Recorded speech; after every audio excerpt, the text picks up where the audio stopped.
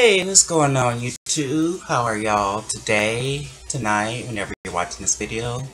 You are tuned into the J Song. Okay, I'm here today to do a review of the 1994 movie, Mother's Boys.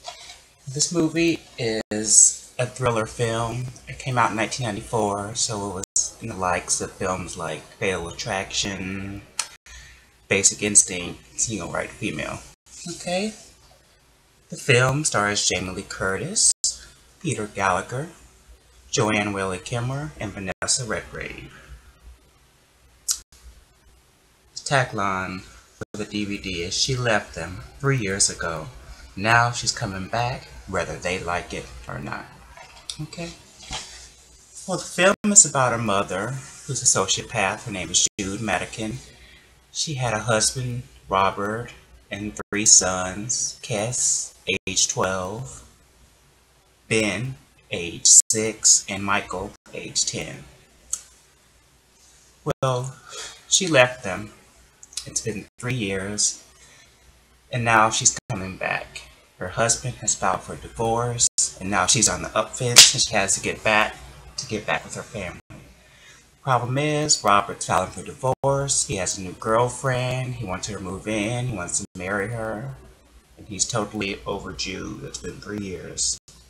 And just all of a sudden, she thinks she can just come back into their lives and pick up. Okay, well, the movie opens. It has a beautiful theme song that I love. It's very scary and mysterious. And it's kind of like a dream sequence. It opens with Jamie Lee Curtis, I guess, talking to her lawyer or whatever about not wanting to abandon her kids, her boys, coming back to them, saying she doesn't want a divorce. She wants her whole family back. And then we get to Kes. He's 12 years old. He's at school. He's in like science or biology class. They're getting ready to dissect frogs. And you can tell it's been 3 years, so he still has a lot of pain and anger about his mother leaving him. So his teacher's going on about how frogs abandon their young. And so that kind of plays into the way Kes feels about his mother. So then it goes crazy, stabbing the frog back and forth.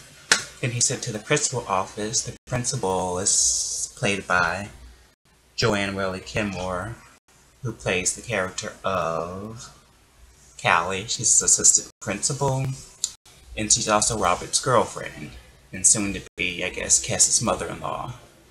So she's like, this has to stop Kes, because I guess he's been getting in trouble back and forth at school, and so what? She's like, okay, 3 weeks, cafeteria duty. Tell your father I'm not involved in it. So then we see Jude. We see kids getting out of school. And we see Jude, played by Jamie Lee Curtis, mysteriously getting out of her car. And Callie, this is the principal, is looking at the window, and we see Jude approaching her son Ben. We don't have any dialogue. We just kind of see them interacting for a second. So then we get to kids get off the bus. They get home from school. Callie's like, "Hey guys, your dad's working late. He wants me to watch it." So then they go in the house and they're playing. She's playing with the 2 youngest kids, and Kes, you get the feeling that he is not as crazy about Callie as the other 2. He's kind of like, you're taking my mom's place, and who are you, and you're coming in here. So he's kind of standoffish. Then we get to a scene where Vanessa Redgrave, who plays Jude's mother, is at home in her lovely mansion quietly, sipping tea and reading a book, and she has a key at the door, and she turns, and it's Jude. It's been 3 years, and Jude comes in. "Sorry, mother. Didn't mean to scare you." So then they sit down and chat and have tea, and she's just chatting with her mother. I feel good. How's Robert? And the boys? And the mother, "You left those boys. You've been gone for 3 years. I know. It took me a long time to get back here. To get back here and understand.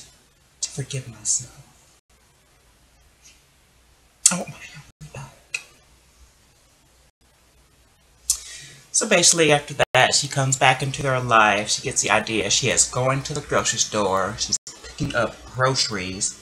And she's driving to her home, just like she's been shopping for 3 years. And she's going to come home with some groceries. And she's excited to see the boys and her husband having a little pick out. And she spots Callie. And that grin and smile certainly turns. She's furious. She drives off, speeding down the road. She throws out her grocery bags. Ugh, pow. Ugh, pow. Ugh, pow.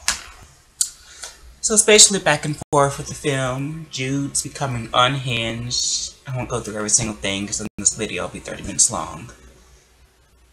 So basically, one day Jude sneaks into the house and nobody's home. She looks around, then Robert comes home, spots her, and she's like, I just want to see the boys. And he's like, get out of here, I really want nothing to do with you.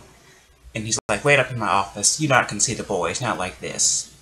Then Robert comes upstairs and greets her. She's like, I'm so sorry, I want to come home. I should have never left you. I just want to make it right, if I could get a chance. He's like, it's over. And she's like, well, I've taken an apartment in town. I'd like you to bring the boys by. I owe them an explanation. So then Robert's like, so he talks to his lawyer and basically finds out that she's still their mother no matter what. So she has to see them. Then Robert says he'd kill her before that happens, and the lawyer advises him not to get caught. So then Robert takes the boys to see their mother in a high-rise apartment, and she greets them as my boys. And she greets the youngest two with kisses, and she asks them to go wait in the apartment. Hello, Cass. She's really happy to see Cass. As the movie goes on, you kind of see that she has a bond with Cass, and she really could care less really about the two youngest children. While inside the apartment, she gets them gifts, and she sits down and have a little talk with Cass. She's made lunch, she's not eating this lunch, so she comes up and says, Cass, are you trying to punish yourself by starving to death? And he says, I'm not gonna starve, I don't eat one dumb sandwich. You don't have to talk to me that way, I just asked. Cass, I want us to be together.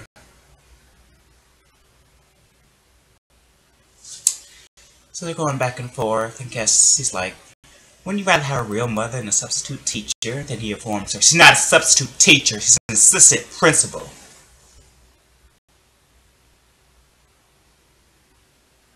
Cass, children belong to their mothers.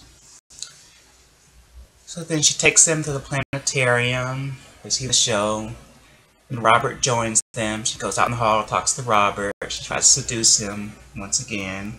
And she thinks he's gotten somewhere, so she walks away smiling. Later that night, she visits Robert again in his office. He's like an architect or someone. So she visits Robert in her office. Again, she tries to seduce him. And Robert makes it firm this time that he doesn't want her anymore. He's gonna marry her. She slaps him. The next day, we see that she has written whore on Callie's car. She's becoming more and more unhinged. Robert busts into her apartment to confront her, and she denies it. And she tapes a conversation of him saying that she'll never see the kids again and stay away from us. I guess she's gonna use that in a later plot.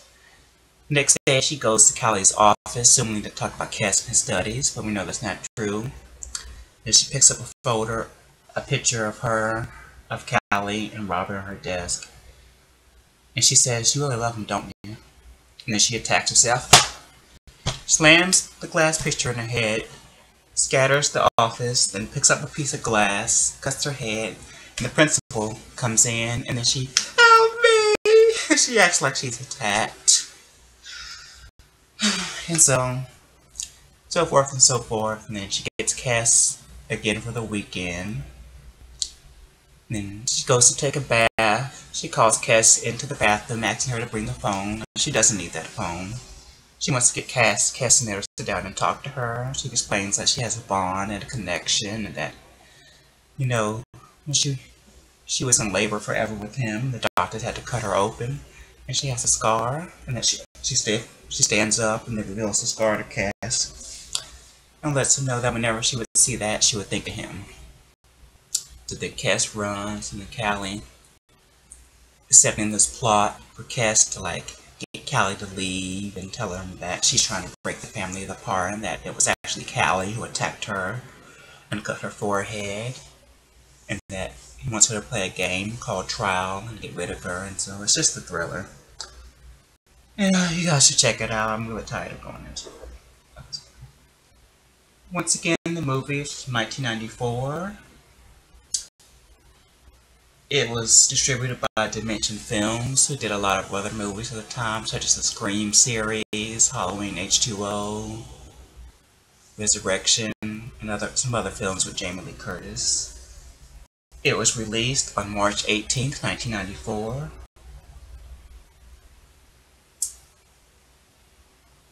It made $874,148 at the box office.